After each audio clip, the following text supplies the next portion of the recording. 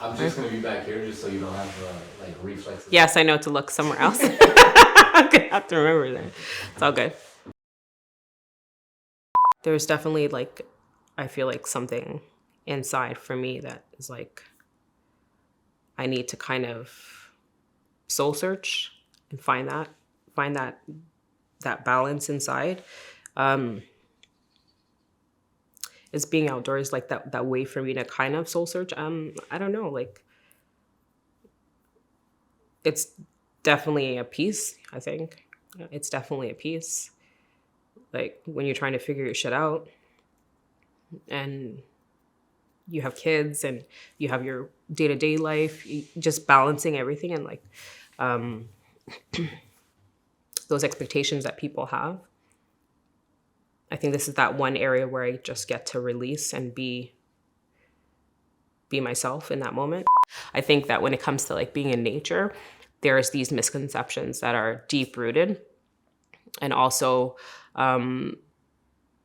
there's been a lot of publicity and marketing that takes a lot of Black people out of the equation when it comes to being in nature. So naturally, I think that we're not necessarily seeing ourselves in that space, nor do you see a lot of people on trail that look like you. So yeah, I totally get that people are like, yeah, no, it's not for me. It's not something I do, because you don't see people like you doing it. So I think that was the takeaway for us, like, was like, not only if we take one or two families that could do this, but if we could, once we realize that this is more than one or two families, that we're like, shit, like we want more Black, Indigenous, brown, Asian, I don't care. I just want more diversity on trail. Like I want us to be taking up that space intentionally, right? I definitely don't want to be that person that's like, oh, I'm the spokesperson for hiking, like this Black hiking guru. No, that's not me. And I can't talk for everyone, so I don't try to take on too much of that, and take it on as this big sense of responsibility where it's like literally ends up being way bigger than I actually am. I really try to like bring it back to like just the basics. I just want to go hiking. Let's just take a hike. So I work with kids in placement, and that quote unquote troubled kid that, you know, people label, which I hate, or it has those behavioral problems, and has these cries for help. A lot of times there's an underlying need. That's when we started hiking a lot, like connecting with them through the outdoors. So what we noticed was these quote unquote kids that were super problematic, once they were outdoors, like, wow, like it was just magical. Like once they were outdoors, their level of anxiety was like so much lower. Their confidence was boosted. Like that ability to just be still, whereas this kid was normally really hyperactive and stuff, was just, yeah, it's another space. So it kind of tapered off from there, because I was like, wow, I'm pretty sold if the kid that's generally having a lot of problems in the unit gets outdoors and is peaceful. And when they get back in the unit, there's this balance, they sleep better, they're less anxious, then I'm sold, yeah. I think for the most part, just working with the youth in placement tends to be very tough at times, because they're not home. They're not in their home, you know, they're taken away. And, you know, it's kind of like left to them to do all the work, right? And you just take a child, plop them in an environment, and keep in mind that you then take that same child after they've worked on a lot of issues and place them back into the same environment. And well, if you're expecting miracles, that's not what's going to happen. You know, there's deeper issues. There's a lot of underlying needs that tend to not be addressed.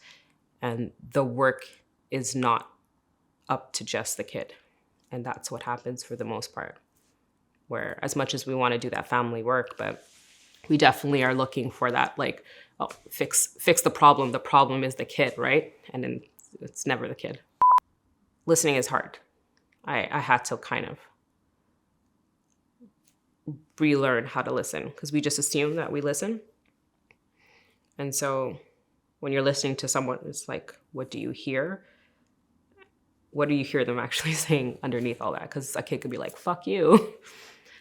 That's not what they meant, you know? So that's a challenge that I've always loved, you know? What's the underlying stuff? Because that's, I guess it comes back to that. We all have something deep down inside that we're trying to fix. And when I show up as my representative, I might not show up the best all the time, but what am I actually lacking, or what's empty inside of me, is really harder for you to find out unless you actually sit down and listen to me and really listen. There's no cookie cutter career, you know, there's no cookie cutter relationship. There's no cookie cutter anything. Like, honestly, I'm a huge advocate for customizing your life the way you need it to be, that works for you. Not what works for your friends, not what works for society, because we all have these like specific like roles that we should all kind of fall into. What works for me doesn't necessarily work for the next person. So I'm big on that. Like, how you tailor your career, your lifestyle, your relationship, your friendships, do it in a way that works for you and not the way that society kind of has molded us to believe that it needs to be, because that's the only way that you could actually genuinely be happy for you. What works for me doesn't necessarily work for the next person. So I'm big on that. Like, how you tailor your career, your lifestyle, your relationship, your friendships, do it in a way that works for you and not the way that society kind of has molded us to believe that it needs to be, because that's the only way that you could actually genuinely be happy for you, you know? And that's been my kind of takeaway. So I'm always like, you know, yeah, build something that's meant for you. Like, what's meant for Jamillah, like, and Jamillah's family is not necessarily what someone else's family needs, you know?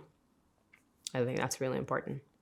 I stopped doing that, like looking at other people at work or other people on the street or other people around me and my neighbors. Their life is not like mine. During the pandemic, I feel like the more time I spent at home, the more time I was able to be like, oh, wow, the grass is greener on the other side. And no. Whether that was like looking at the neighbors or looking at other people on social media. And, you know, this is all pretty much, you're always going to show up as your best on those outlets. You're not really going to be showing up as the, you know, I'm not going to present as Jamillah who slept in extra early this morning and didn't pour my kids a bowl of cereal. I'm going to show up as like, oh, tidy whitey Jamillah. And that, you know, I woke up nice and preppy, in a good mood. I feel like that's really dangerous. So that was my biggest turning point for me when during the pandemic, where I really had to kind of like look inside and be like, oh shit, society says I have to be here. Yeah. I don't want to be there. I don't want to be there. I really want to customize my life. So doesn't matter what other people do. I could be empowered by someone else and moved and kind of be like, oh, this is maybe something I'd love to like tap into. But I really do not believe that in anything that you do, that you should really be looking at the norm all the time. It's very dangerous. It sets you up big time. It sets you up to fail constantly if you're not hitting that norm. You know, like your relationship has to look a certain way and your children have to be behaving a certain way. And, you know, your career at a certain age should be this place. And, you know, at this age, you should be married. And at this age, you should have children. And then at this age you should have a house, and the list goes on as to what we kind of impose on ourselves through like the lens of society. And you're forever chasing that dream of what should be.